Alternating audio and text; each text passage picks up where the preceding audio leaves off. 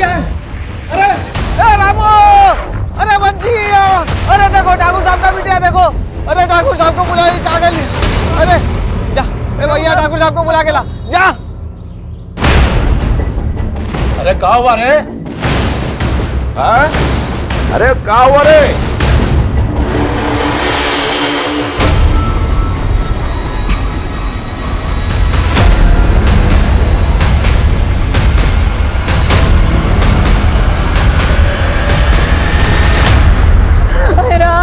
मैं क्या कर डाला? अरे मेरे इस उम्र में भरी जवानी का बूटा बाग हमारा। चलिए पीछे हटिए, पीछे हटिए, पीछे हटिए। जवानी में बिटिया का लाश। बॉडी के पास में कोई नहीं आना चाहिए।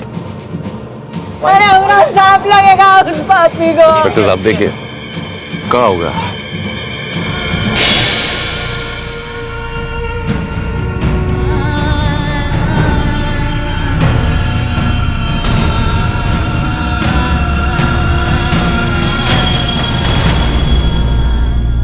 राम जी, ये दिन देखने के लिए पैदा किए थे हमको। जवान बिटिया का लाश देखने मिल रहा है। पीछे हटाओ। आप पीछे हट जाइए, बॉडी को हाथ मत लगाइए। इन्हें पीछे कीजिए।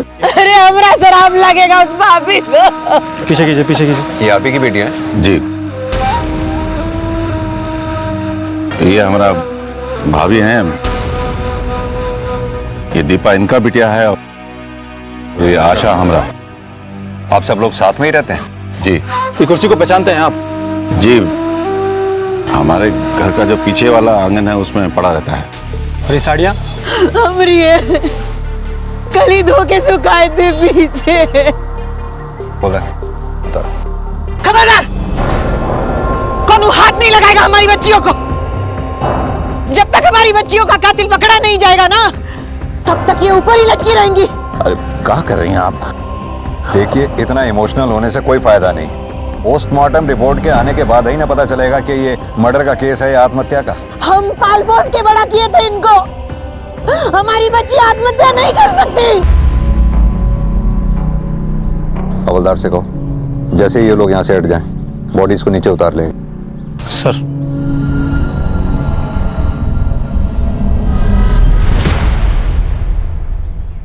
बिहार के सीतापुर गांव में दो लड़कियों की लाशें एक पेड़ से लटकी हुई मिलती हैं। ये एक सुसाइड केस भी हो सकता था और एक मर्डर केस भी, लेकिन दोनों ही सूरतों में ये बहुत चौंका देने वाला एक डरावना सच था। आज की ये कहानी बच्चों और उनके माता पिता सभी के लिए बहुत ही महत्वपूर्ण है, क्योंकि गांव हो या शहर, इस तरह की घटनाएं दिन पर दिन बढ़ती चली जा रही हैं। इसके लिए हम सबको मिलकर इन वारदातों पर रोक लगानी होगी और खासकर माता पिताओं को इसमें खास भूमिका निभानी होगी। आइए देखते हैं हमारा आज का ये केस।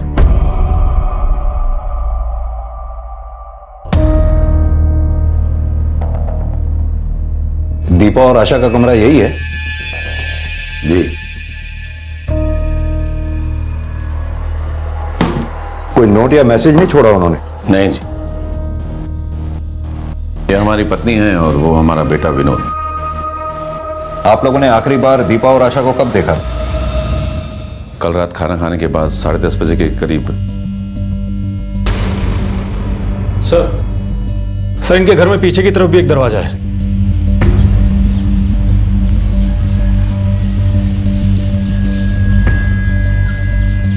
ठाकुर साहब एक बात बताइए, क्या आपके घर के लोगों का अपने घर के इस पिछले दरवाजे से भी आना जाना है? जी, लेकिन बहुत कम। सर, ये भी तो हो सकता है कि वो रात को इसी रास्ते से निकली हो और किसी को पता भी ना चला हो। आप लोग अपने आप को क्या समझते हैं? अरे हमारी बिटिया रात को इस दरवाजे से बाहर क्यों जाएंगी? देखिए ठाकुर साहब, मैं समझाता हूँ आपको। आप लोगों के बेडरूम घर के आगे की तरफ है और आपके घर का ये पिछला दरवाजा आपके बेडरूम से इतनी दूर है कि अगर कोई आपके घर का सदस्य चुपके से बाहर आना या जाना चाहे तो इस दरवाजे का इस्तेमाल कर सकता है। और यह भी हो सकता है कि दीपा और आशा इस दरवाजे से चुपके से बाहर गई हो कि उसका कोई जानकार इस दरवाजे से अंदर आया हो और उन्हें बाहर ले गया हो। इंस्पेक्टर साहब, इस गांव के मुखिया हैं हम। किसी का मजाल नहीं है हमारे घर की तरफ देख भी ले। आप तो आने जाने का बात कर रहे हैं। तो हो सकता है उन दोनों ने खुद अपनी जान ली हो, कोई टेंशन थी उन्हें। इंस्पेक्टर साहब, हमारे घर में सब कुछ नॉर्मल रहता है। और रही बात घर संभालने की, तो बहुत अच्छे तरीके से आता है हमें। इस हादसे को देखकर तो नहीं लगता ऐसा। खैर, उन दोनों को किसी तरह की कोई टेंशन थी या किसी से उनका लड़ाई झगड़ा हुआ हो, या फिर ठाकुर साहब आपकी किसी से कोई दुश्मनी हो? साहब पानी। कह रहे कोनो काम वक्त पर नहीं करता है। पानी नीचे रख। मुर्गा बने आप। साहब मुर्गा बन, रख पानी नीचे।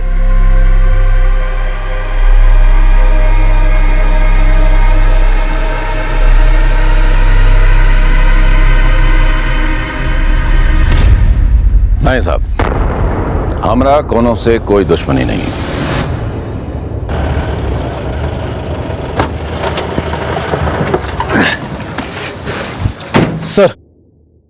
सर ये माया देवी तो अपनी जगह से हिलने का नाम ही नहीं ले रही है। हरदोई थाने फोन करके लेडी कांस्टेबल का स्टेटस मालूम किया, क्योंकि बिना लेडी कांस्टेबल के हम बॉडीज को नीचे नहीं उतार पाएंगे। Right sir. योगेश, ये क्राइम सीन की फोटोग्राफ देखकर ऐसा लगता नहीं कि इन दोनों लड़कियों ने फांसी खुद लगाई होगी। वो कैसे सर? इस पिक को ध्यान से देखो।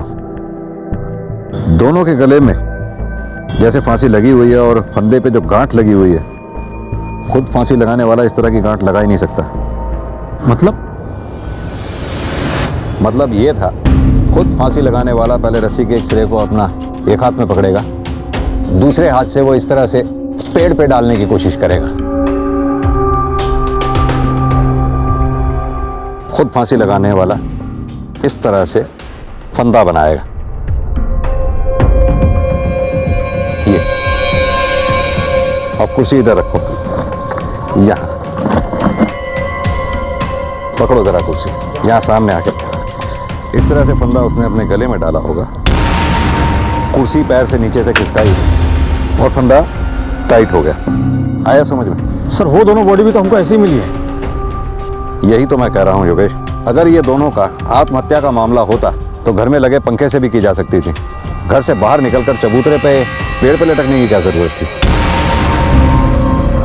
सर अगर हम ये मान लें कि ये मर्डर है तो दोनों को मारने का रीजन क्या होगा? और सबसे बड़ा सवाल तो ये है कि वो रात में बाहर गई क्यों?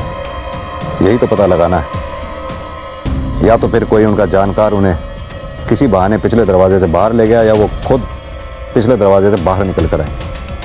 हो ना हो, इसमें घर में से ही किसी सदस्य का हाथ हो सकता है।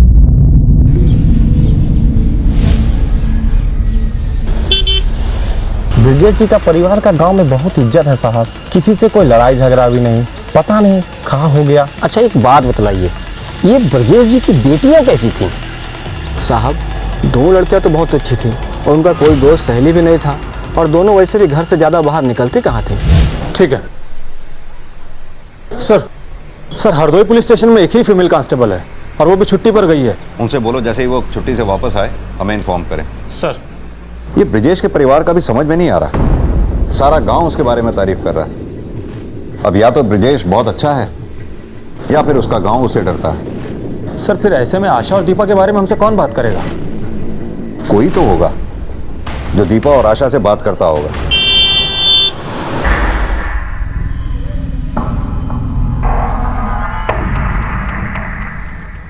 सर पता चला है कि ब्रजेश के गांव के दर्जी से आशा और दीपा के कपड़ों को लेकर बहस हुई थी। हाँ वो दोनों यहाँ आती थी साहब।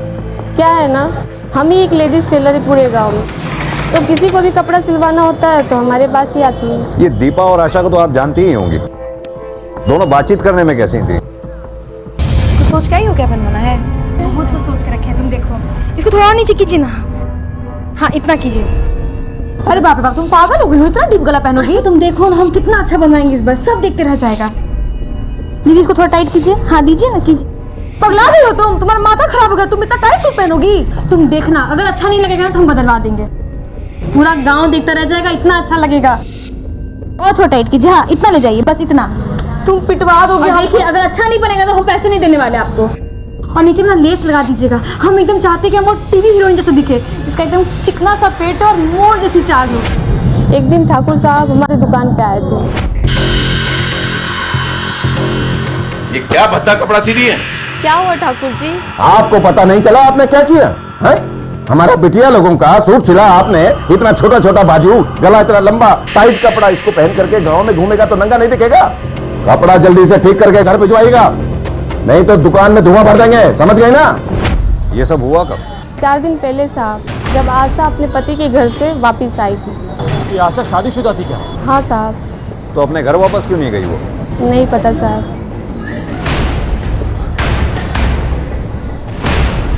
कमाल करते इंस्पेक्टर साहब आप। अरे हमारी बिटिया थी, वो कुछ भी पहने, किसी को क्या लेना देना? अरे चुप हो जाइए ना आप लोगों ने हमें पहले क्यों नहीं बताया कि आशा की शादी हो चुकी है? इसमें बताने वाली कौन सी बात थी? सब लोग जानते थे कि वो कुछ दिनों के लिए मायके आई थी। तो फिर आशा के ससुराल से कोई दिखाई क्यों नहीं दिया? आशा का पति कहां पर है? इंस्पेक्टर साहब, अगर आपको जांच ही करना है ना तो बाहर जाके कीजिए ना, कातिल तो आपको बाहर मिलेगा। आप बार बार जैसे घर में घटना घटा है वहीं आ जाते हैं। आप लोगों का कुछ काम है नहीं, बस यही रह गया। करे किसने मंगाया पानी? वो साहब हम जाते हैं। और देखिए इंस्पेक्टर साहब, अगर आपसे ये मामला नहीं संभलता हो तो हमें बता दीजिए, हम कुछ इंतजाम कर लेंगे। देखिए साहब, हमारा परिवार ऐसा ही बहुत मुश्किल से गुजर रहा है। वो देखने में ऊपर से सख्त जरूर है, लेकिन अंदर से बहुत दुखी है। बहुत प्यार करते थे अपने बिटिया से। आप यही जानना चाहते हैं ना कि उस दिन दर्जी के यहाँ से कपड़ा आया तो क्या हुआ? ए छोड़ ना दीपा, सुन ना, से बात करने दे। अम्मा, ये क्या करवा दिए आप हमारा कपड़ा का? हाँ, हम ऐसा कपड़ा पहनेंगे? ये ढीला ढाला एकदम झोला माफिक। हाँ अम्मा, हम कुछ पूछ रहे हैं आपसे। क्या झोला? झोले से कपड़ा है, 1 नंबर कपड़ा है। गांव की जितनी लड़कियों को देखो सब ऐसे ही कपड़ा पहनती है, और तुम दोनों पे कपड़ा बहुत जचेगा, बहुत। समझी? यही कपड़ा तुम लोग को पहनना है। तुम पहनो ये कपड़ा, समझे? चलो आशा। देख रही हो अम्मा, दिन पर दिन लोग का नौटंकी बढ़ते चल जा रहा है। ये नहीं पहनेंगे, वो पहनेंगे। अरे बाप रे बाप! ए दीपा, क्या कर दी ना तुम? सच में कपड़ा जला दिया। अम्मा को पता लगेगा ना तो तुमको पता नहीं है क्या कर देगी। अब हम इनकी मनमानी नहीं चलने देंगे, हम वही करेंगे जो हमारा मन करता है। क्या हो रहा है ये सब? अरे बोलते क्या नहीं? कपड़ा जला रहे हैं जो आप बिगाड़ के लेकर आए थे।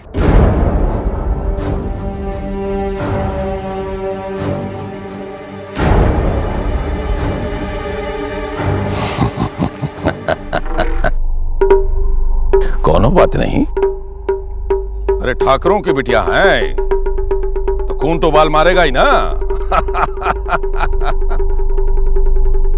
तुम दोनों दूसरा कपड़ा बनवा लेना, बढ़िया आशा। हाँ, पर पहले जैसा नहीं। हाँ, बस यही सब था हमारे बीच। दीपा की भी शादी हो चुकी थी क्या? हाँ, वो दीपा के लिए भी लड़का देख रहे थे, लेकिन आशा की शादी पहले तय हो गई तो पहले कर दी। और ये आशा की ससुराल कहां पर है? बलियापुर। सुनील आप ही हैं? हाँ सर। सुनील, हमें आपकी बीवी आशा के बारे में आपसे कुछ बातें करनी है। आशा क्या हो सर? क्यों, आपको नहीं पता? आपकी बीवी आशा अब नहीं रही। क्या?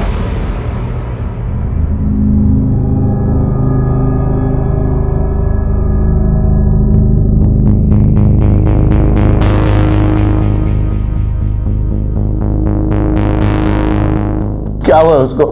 क्यों, आपके ससुराल वालों ने आपको खबर नहीं की? नहीं सर। दरअसल हमें दीपा और आशा की लाशें गांव में पेड़ से लटकी मिली। सुनील, आपको क्या लगता है, क्या दीपा और आशा की कोई ऐसी मजबूरी रही होगी जिसकी वजह से ये सब हुआ? हमको नहीं पता सर, लेकिन अभी 2-3 दिन से हमारी बात भी नहीं हो रही है। क्यों? अब क्या बताएं सर, जब से ब्याह के आई थी ना, सारा घर सर पे उठा रखा था। जब देखो हमसे और हमारे बेटे से लड़ती ही रहती थी। गरम गरम पूरी, छोला का साथ पूरी बहुत अच्छा लगता है। और हमारी बड़ी अम्मा तो 1 नंबर छोला बनाती हैं। उसको धीमा धीमा आके पकाएगा ना तो बहुत अच्छा बनता है, हबर दबर करेगा ना तो तुम सब गड़बड़ हो जाता है। हाँ। अरे हाँ, सिर्फ तुम्हारी बड़ी माँ ही तो छोले बनाती है, हमें थोड़ी कुछ करना आता है। अरे हमें और भी काम होते हैं, समझी तुम? ऑफिस भी जाना होता है। जब देखो बड़ी माँ बड़ी माँ बड़ी माँ। माँ जी, आप ना हमारी बड़ी अम्मा के बारे में कुछ मत कहिए। हम तीनों भाई बहन को ना अकेले पाला है उन्होंने, और ये ना कोई आसान काम नहीं होता है। अरे तुम्हारी बड़ी माँ ने तुम तीनों भाई बहनों को पाला है, तो हमने भी पाला है।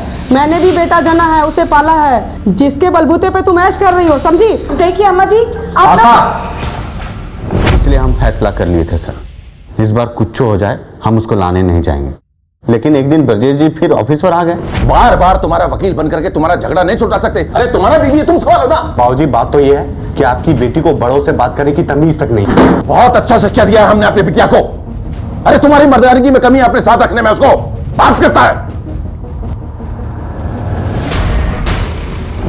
ये कब की बात है? 2-3 दिन पहले की बात है सर। सुनील, हमें लग रहा है कि दीपा और आशा की हत्या में कहीं ब्रजेश जी के परिवार में से ही तो किसी का हाथ नहीं है। आपको किसी पे शक है? नहीं सर, लेकिन पूरा गांव वाला जानता है सर कि घर में सबसे गुस्से वाला कौन है। कौन है? सर हम नाम तो नहीं ले सकते, आप पूछिए अगल बगल जाकर, आपको पता चल जाएगा।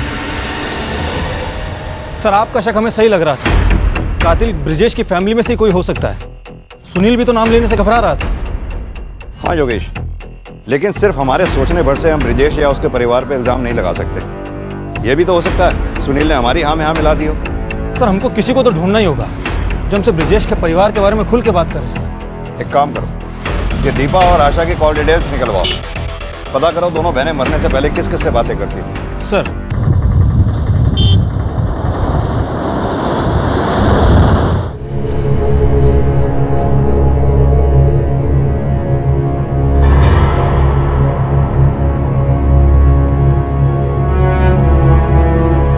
माया देवी जी, हमें ये बॉडी ले जाने दीजिए ना, नहीं तो ये यहीं खराब हो जाएगी। कानून का भी अपना एक तरीका होता है काम करने का, आप लोग समझाइए ना इन्हें।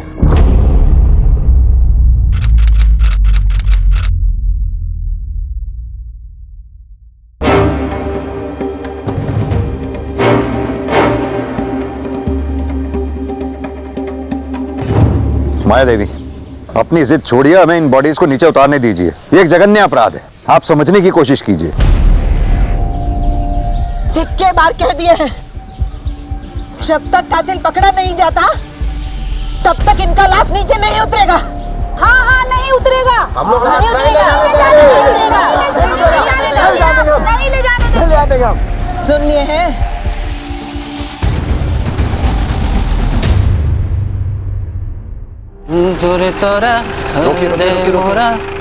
ए शंभू जी, कहाँ जा रहे हैं? घर जा रहे हैं साहब। बैठिए, हम छोड़ देते हैं आपको।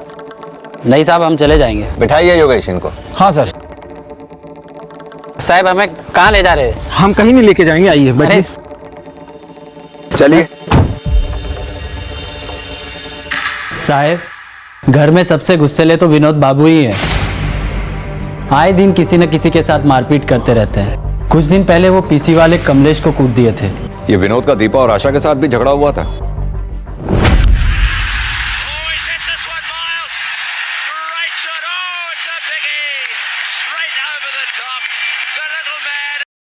ए, मैं रेडियो लेके कहाँ जा रही हो?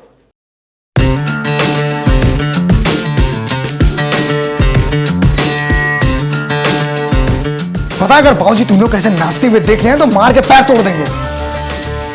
अब बंद करो ये गाना बजाना। काहे तोड़ देंगे वो पैर? हाँ, बाबूजी सारा दिन बैठ के समाचार सुनते रहते हैं। अरे उस पे कोई नाच सकता है क्या? पता है तुम्हारे इन्हीं हरकतों की वजह से तुम्हारा मंगेतर ने तुम्हें छोड़ा होगा। किसी पागल लड़की के साथ कौन आना चाहेगा? बेहुदा, हाँ तुम्हारा हिम्मत कैसे हुआ दीपा से ऐसे बात करने का? माफी मांगो तुम अभी। हम मांगे माफी? बहुत तेज बन गई हो। अरे छोड़ तेज बन गई हो। दोबारा ना इसको हाथ मत लगाना। तुम दोनों को देख लेंगे हम। बहुत तेज बन रही हो ना। अच्छा, ये दीपा के मंगेतर का नाम क्या है? साहब उसका नाम हरीश है, वो धर्मपुर का रहने वाला है। ठीक है, तुम जा सकते हो। योगेश, इस केस का भी कुछ समझ में नहीं आ रहा है। रोज कोई ना कोई एक नाम इस केस से जुड़ता चला जा रहा है। सर हमने पता लगा लिया है, विनोद अक्सर गांव के देसी ठेके पर बैठा रहता है। और सर हरीश से भी बात हो गई है, वो किसी काम से शहर से बाहर गया है, कल आ जाएगा।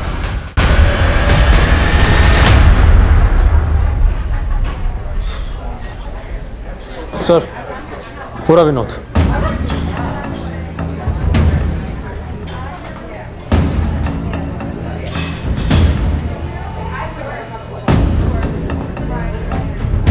विनोद, तुमसे कुछ बात करनी है। बैठिए। यहाँ बात नहीं कर सकते हैं, बहुत शोर हैं। कोई चिल्लम चिल्ले नहीं। बहुत रौब है तुम्हारा। ठाकुर है इंस्पेक्टर साहब, कुछ कर सकते हैं। कुछ भी, जैसे पीसीओ वाले को मारना, यहाँ तक कि अपनी दोनों बहनों का कत्ल तक कर देना। लगता है आपको कोनो गलतफहमी हो गया है। कमलेश कान भरा है आपका। कमलेश ने हमें कुछ नहीं बताया। हमें पता चला था कि तुम दोनों के बीच में झगड़ा हुआ था। हाँ, लेकिन उसके पीछे एक कारण था। क्या देख रहे हो बे?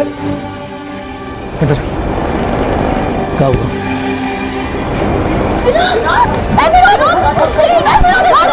क्या कर रहा है? विनोद छोड़ना। भैया चाहिए से। मैं उनको लेके गुंडागर्दी करेगा तू? सर, कोनो गलत बात होता है ना तो अजीब लगता है, दिमाग झंझना जाता है, गुस्सा लगता है, पर इतना भी नहीं कि हम अपनी सगी बहन को मार दें। पुलिस के सामने कई उलझने थी। वो चाहते थे कि केस जल्द सुलझ जाए, लेकिन उसके लिए बहुत जरूरी था कि दीपा और आशा की बॉडीज जल्द से जल्द पोस्टमार्टम के लिए भेज दी जाएं, ताकि इस केस में कोई रास्ता मिल सके। लेकिन अपनी बेटियों के गम में न्याय की मांग करती माया देवी ऐसा करने के पक्ष में बिल्कुल नहीं थी। भाभी, अपना जिद छोड़ दीजिए। विधि विधान से इनका क्रियाक्रम हो जाए तो इन अभागनों को अगला जन्म मिले। हम अगला पिछला जन्म कुछ नहीं जानत है, बस इतना जानत है कि इस जन्म का इसी जन्म में भुगतना पड़ता है। हमारी बिटिया इसी जन्म में मरी है और इनको इंसाफ भी इसी जन्म में मिलेगा। जब तक इनका खूनी पकड़ा नहीं जाता, हम यहाँ से हिलने वाले नहीं हैं।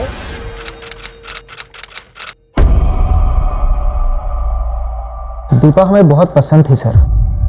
अरे हमने तो शादी की तारीख भी फिक्स कर दी थी। तो फिर सगाई काहे तोड़ दी तुमने? सगाई हमने नहीं, दीपा ने तोड़ा था। हरीश, हमें आपसे कुछ बात करनी थी। बोलो। सच बात तो ये है कि हम किसी और से प्यार करते हैं, आपसे शादी नहीं कर सकते। अब लड़की है तो सगाई तोड़ भी नहीं सकते, माँ की बहुत बदनामी हो जाएगी। तो अच्छा यही होगा कि आप ही ये रिश्ता तोड़ दीजिए। आप समझ रहे हैं ना हम लोग क्या कहने का कोशिश कर रहे हैं? तोड़ दीजिए ना सगाई।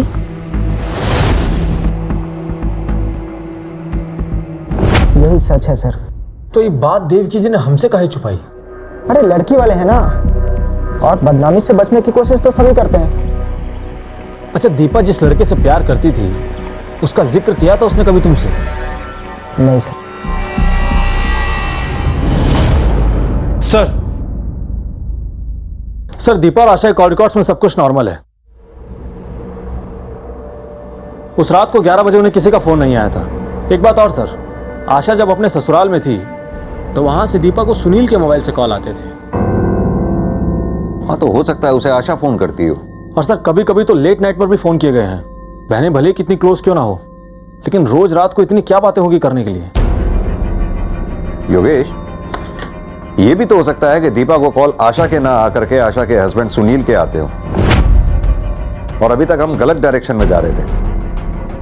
हो सकता है आशा को दीपा और सुनील के बारे में पता चला हो और दीपा और आशा के बीच में इस बात को लेकर झगड़ा हुआ। इस झगड़े के दौरान दीपा का खून हो गया हो और दीपा की हत्या को आत्महत्या की शक्ल देने के लिए हो सकता है आशा ने दीपा की लाश को पेड़ तक घसीटा और फिर पेड़ पर लटका दिया। और हो सकता है फिर आशा को अपने किए पे पछतावा हुआ हो, जिसका प्रायश्चित करने के लिए उसने आत्महत्या कर ली। सर सुनील और दीपा के बीच में अगर अफेयर था भी तो मिलते तो जरूर होंगे। एक काम करो, सुनील के ऑफिस जाकर पता करो, क्या सुनील रोज ऑफिस आया करता था या फिर उससे ऑफिस में कोई मिलने आया जाया करता था। Okay sir. सर एक बात और, कि दीपा ने पिछले हफ्ते किसी मनीराम नाम के आदमी को कॉल किया था, भी 4 से 5 बार। योगेश, ये मनीराम कहीं वही आदमी तो नहीं जिसका जिक्र करके दीपा ने हरीश से सगाई तोड़ दी थी? ये कॉल रिकॉर्ड्स में मनीराम का एड्रेस कहाँ है?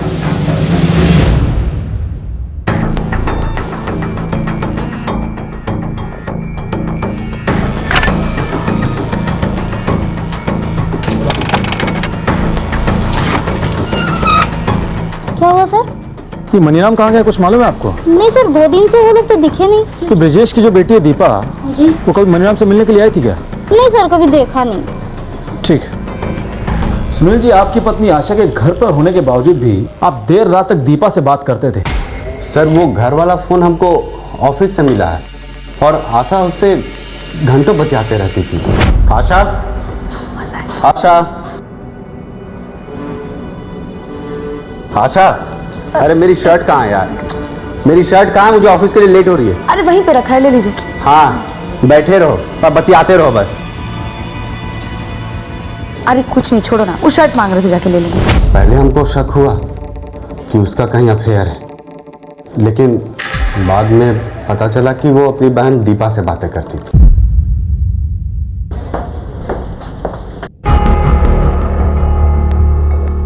तो सुनिए।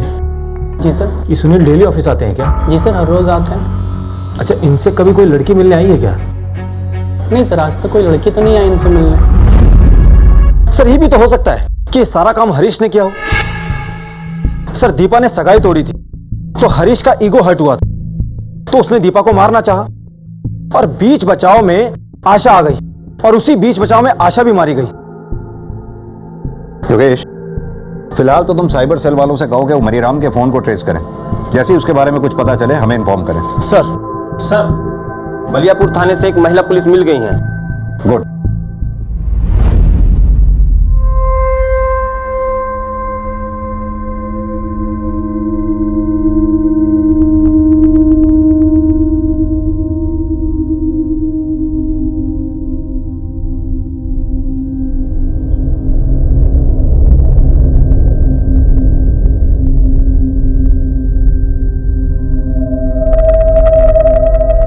योगेश, बॉडीज को पोस्टमार्टम के लिए भेजो।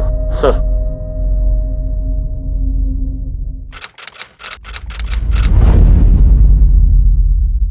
सर, हमें आपसे कुछ बात करनी है। सर ये हरीश है, दीपा का मंगेतर। क्या बात करनी है हरीश? सर अब तक तो मैं दीपा और आशा के मौत की वजह से चुप बैठा था, लेकिन अब हमें हमारे गहने वापस चाहिए। कैसे गहने? जो गहने हमने सगाई के वक्त दीपा को दिए थे। तो ये बात तुम हमसे क्यों कह रहे हो? जाकर ब्रिजेश और उनके परिवार से कहो। हम उनके घर गए थे, लेकिन वे कह रहे हैं कि गहने उनके पास है ही नहीं। एक काम करो, उन गहनों की रसीद या लिस्ट वो हमें दे दो। ठीक है सर।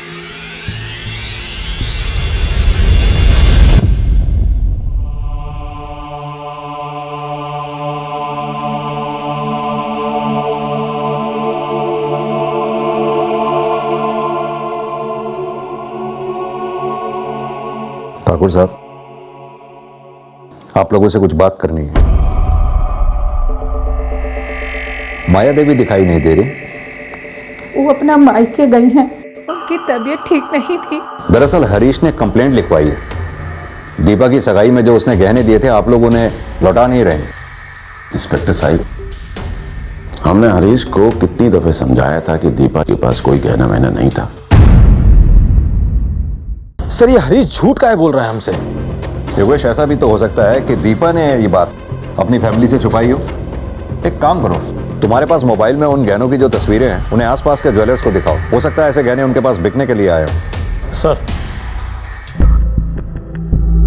अच्छा सुनिए, अभी हाल फिलहाल में आपकी दुकान पर कोई कंगन बेचने के लिए आया था क्या? हाँ सर। कंगन दिखा सकते हैं? हाँ जरूर।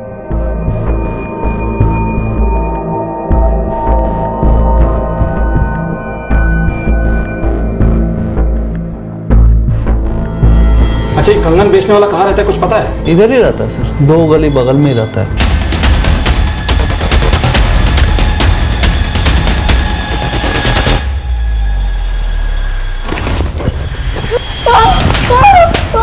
तुमको तो हम थाने में कंगन पहनाएंगे। चल बोल। साहब हम सच बोल रहे हैं साहब। हम उन दोनों लड़कियों को नहीं मारे हैं साहब। हाँ, उन दोनों लड़कियों को गहने छुपाते जरूर देखे थे साहब हम।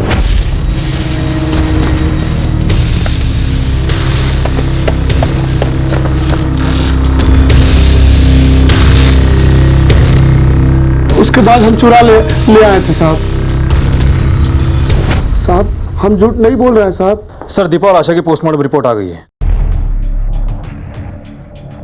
सर, रिपोर्ट के हिसाब से आशा की मौत दीपा की मौत से आधे घंटे पहले ही हो गई थी। यानी अभी तक हमारी थ्योरी किसी और ट्रैक पे चल रही थी। और सर, सबसे चौंकाने वाली बात तो ये है कि दीपा और आशा की मौत फांसी लगने से हुई नहीं। दीपा को गला घोंट कर मारा गया है और आशा के सर पर चोट लगी, जिसके कारण इंटरनल ब्लीडिंग होने की वजह से उसकी मौत हो गई। एक बात और सर, आशा की एड़ियों में गहरे खरोंच के निशान भी थे। ऐसा लगता है कि उसको घसीटा गया हो। योगेश, ये भी तो हो सकता है कि आशा ने जूते या चप्पल पहन रखे हो जो उसे घसीट के ले जाते समय पांव से निकल गए हो। अपने 2-3 कांस्टेबल को क्राइम सीन पर साथ लेके जाओ, अच्छी तरह से छानबीन करो।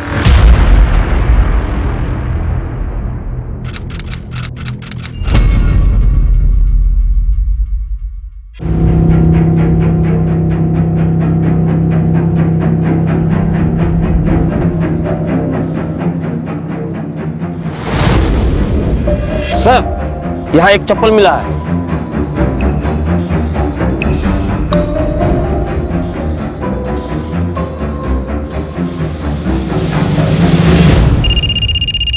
हाँ योगेश, बोलो। सर, क्राइम सीन से थोड़ी दूरी पर हमें एक चप्पल मिली है। ऐसा लगता है कि चप्पल दोनों लड़कियों में से किसी एक की हो सकती है। वो चप्पल फॉरेंसिक टीम को भेजो, शायद कोई फिंगरप्रिंट्स मिले। ठीक है सर। मनीराम के कॉल डिटेल से कुछ पता चला? हाँ सर, फोन ऑफ करने से पहले मनीराम ने लखनऊ में इस नंबर पर बात की थी। ये नंबर सर। नंबर बोलो। 7898-56523। हेलो जी, मेरी बात मनीराम से हो सकती है? जी होल्ड करिए, बुलाता हूँ। योगेश, लखनऊ पुलिस से फौरन कांटेक्ट करो, उन्हें ये नंबर सेंड करो। उनसे कोई नंबर जिस भी एड्रेस पर रजिस्टर्ड है वहां से मनीराम को अरेस्ट करें। सर। साहब, मैंने उन दोनों को नहीं मारा साहब। वो हम पता लगा लेंगे। पहले तुम ये बताओ कि दीपा तुम्हें इतने कॉल क्यों किया करती थी? वो मैं आपको नहीं बता सकता सर। कहीं ठाकुर साहब को पता चल गया तो वो मुझे नहीं छोड़ेंगे सर। ठाकुर साहब के हाथ तो तुम तब लगोगे जब हम तुम्हें छोड़ेंगे। क्या चक्कर था दीपा के साथ तुम्हारा? कोई चक्कर नहीं था सर। दीपा एक दिन मेरे दुकान पे आई थी। हमको ना मुंबई का 2 टिकट चाहिए था। मुंबई का? किस तारीख का? अगले हफ्ते का कोई भी तारीख चलेगा हमको। किस नाम से बनानी है? दीपा और आशा। ठीक है, हो जाएगा। ये हमको कब तक मिल जाएगा? कल मिल जाएगा। दीपा ने टिकट की टाइम और डेट कंफर्म करने के लिए मुझे 3-4 बार कॉल किया था और जब टिकट बन गया तो मैं उसे देने ठाकुर साहब के घर गया था। बड़ी मालकिन, बड़ी मालकिन, कहाँ है? ये टिकट है। टिकट है? किसका? आशा और दीपा का। दीपा और आशा का? कहाँ का? बम्बई का। दीपा और आशा बम्बई जाएंगी?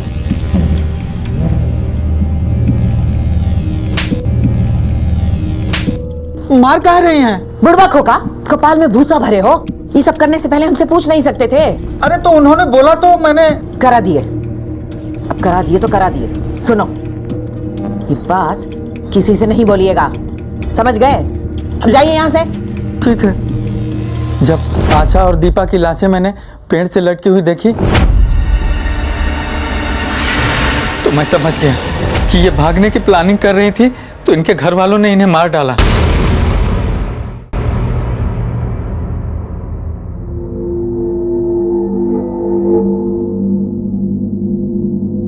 विनोद जी बोल।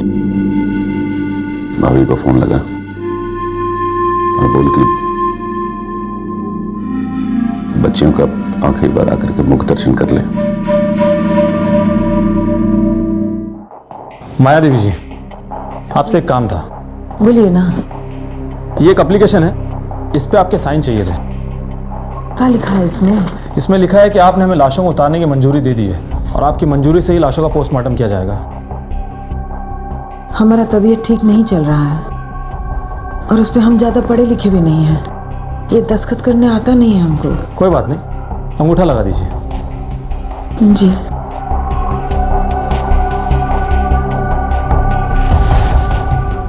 ठीक है, धन्यवाद। इंस्पेक्टर साहब, हमारे बच्चियों के कातिल का कुछ पता चला? अब जल्द ही पता लग जाएगा। चलो।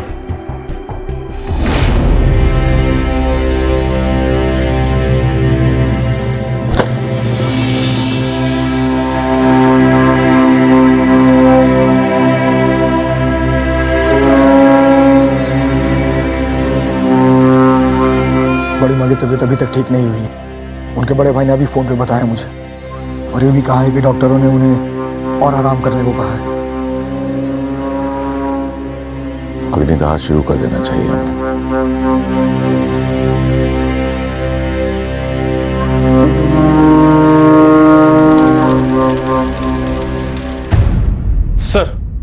सर माया देवी के फिंगरप्रिंट की रिपोर्ट। सर, आशा की चप्पल पर जो फिंगरप्रिंट हमें मिले थे वो माया देवी के फिंगरप्रिंट से मैच कर गए हैं। लगता है माया देवी से मिलने का समय आ गया।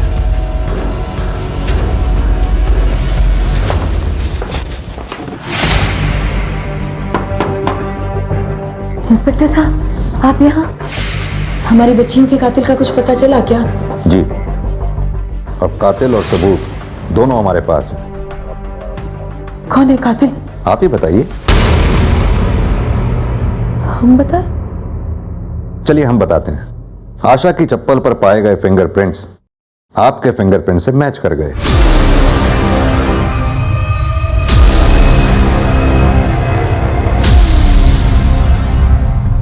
और क्या करते हम?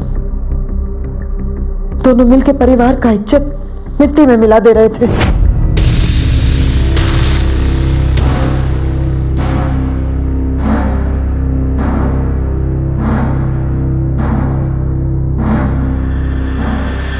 इस तरह लड़कियों को नाचना शोभा नहीं देता है। लड़कियों को कंट्रोल में रखो, नहीं तो किसी दिन भाग जाएगी। अरे बहन जी, ये दोनों लड़कियां पगलैत हैं। जब भी मिलती हैं ऐसे ही उल्टी सीधी हरकतें शुरू कर देती हैं। बहन जी, मैं गर्ल्स स्कूल पढ़ाती हूँ, लड़कियों को अच्छी तरह समझती हूँ। आजकल की लड़कियाँ लड़कों को कम और लड़कियाँ को ज्यादा पसंद कर रहे हैं। उस दिन के बाद हम उन दोनों पर नजर रखने लगे। दोनों रात रात भर घंटों फोन पर साथ में बतियाते थे। फिर जब हरीश ने सगाई तोड़ दी, हम हरीश से मिलने गए। दीपा ने ही मुझसे कहा था ये सगाई तोड़ने के लिए। दीपा ने कहा कि वो किसी और से प्यार करती है। किससे? अब ये तो आप दीपा और आशा से ही पूछ लीजिए। दीपा और आशा से? और उस रात जब हम पानी पीने उठे तो दोनों आपस में झगड़ रहे थे। दीपा सुनना, हमको ना बड़ी अम्मा ना बहुत समझाई है और हमको ना बड़ी अम्मा का बात सही भी लग रहा है। तुम जाना मुंबई, हम नहीं जाना चाहते। हमको ना नहीं बनना हीरोइन। हम ना यही पे सुनील के साथ रह के ना अपना घर और बसाना चाहते हैं। आशा तुम्हें क्या बोल रहे हैं? हम हमारे लिए अपनी सगाई तोड़ दिए, गहना छुपाए ताकि हम दोनों मुंबई में अच्छे से रह सके और हीरोइन बन सके। हम जानते हैं रे, तुम ना बहुत कुछ किया हमारे लिए। तुम जाओ ना मुंबई, हम ना यही रहना चाहते हैं। हमको नहीं जाना। आशा, तुम ऐसे कैसे कर सकती? तुम मतलब ही कैसे हो सकती है? आशा को कुछ नहीं पता, तुमको जाना पड़ेगा हमारे साथ। मस्ती करेगी हमारे साथ। हम नहीं जाएंगे। छोड़ो। जाना होगा आशा, तुमको जाना होगा। छोड़ो, हमने कुछ किया है।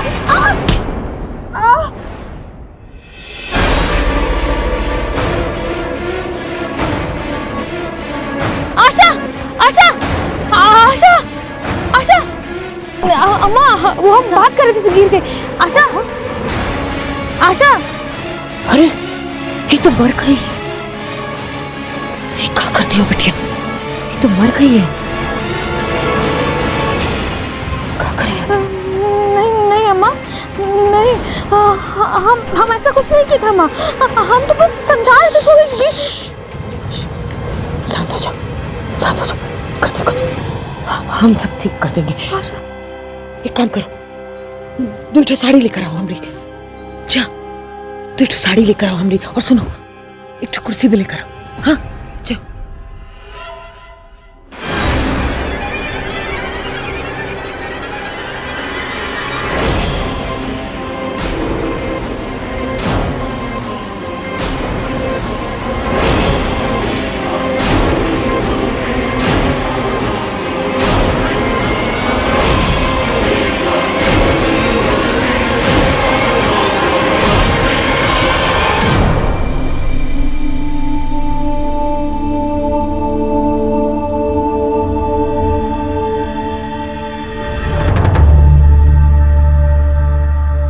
अपने कमरे में जा दीपा, अपने कमरे में जा जा।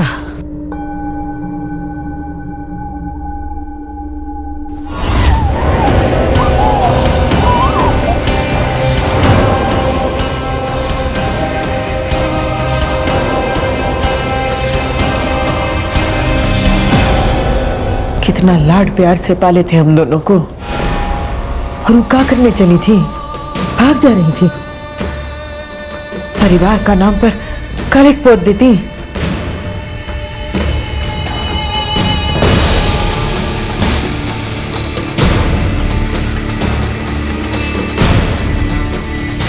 ऐसी नामुराद औलाद का तो यही अंजाम होना था।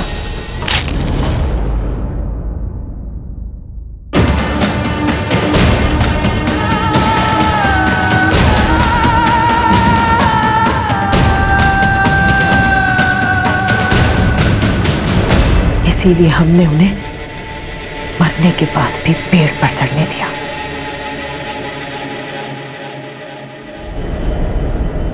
हम तो उन्हें अग्नि भी नसीब नहीं होने देना चाहते थे। ऐसी औलादों के साथ ऐसा ही होना चाहिए। उन दोनों को जान से मारने की बजाय अगर प्यार से समझाया होता तो वो दोनों जिंदा होती। ले चलो।